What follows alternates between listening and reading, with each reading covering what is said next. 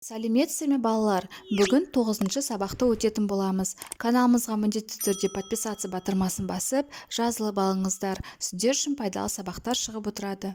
34-ші жаттығу пайымдау мәтіннің бөліктерін тап, дәлелденетін пікір, дәлелдеу және қорытынды пікір. Әр бөліктің арасын байланыстырып тұрған көмекші сөздерді ата.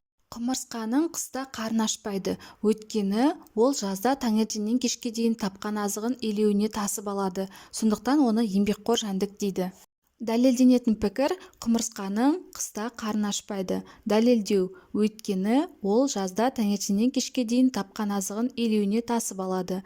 Қорытынды пікір: сондықтан оны еңбекқор жәндік дейді. Байланыстырып тұрған көмекші сөздер: өйткені, сондықтан сөздері.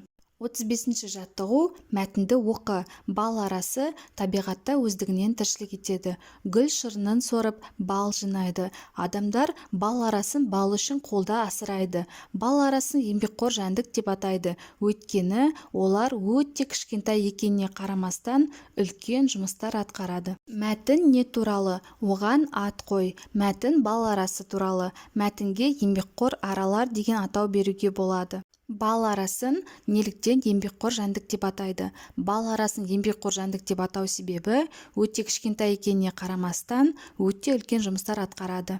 Мәтіннің пайымдау бөлігін көшіріп жаз. Мәтіннің пайымдау бөлігі бал арасын еңбекқор жәндік деп атайды, өйткені олар өте кішкентай екеніне қарамастан өте үлкен жұмыстар атқарады деген сөйлем. 36-шы жаттығу пайымдау мәтіннің бөліктерін, дәлелдеу пікірі, қорытындыны тауып, сызбамен көрсет. Адам үстіме мінсе, мен алысын жақын етемін. Адамдар күшімді көреді, сүтімді ішеді. Олар қылымнан арқан еседі, сондықтан жылағасы мен боламын.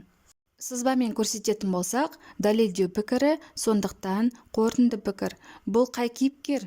Бұл кейіпкердің аты әрине жылқы. 37-ші жаттығу пайымдау мәтіннің бөліктерін тиісті сөздерді қою арқылы байланыстыр.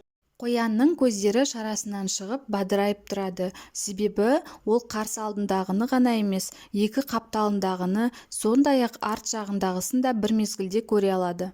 Осымен сабағымыз аяқталды. Сабақ пайдалы болған болса, лайк басып, достарыңызбен бөлісуді ұмытпаңыздар.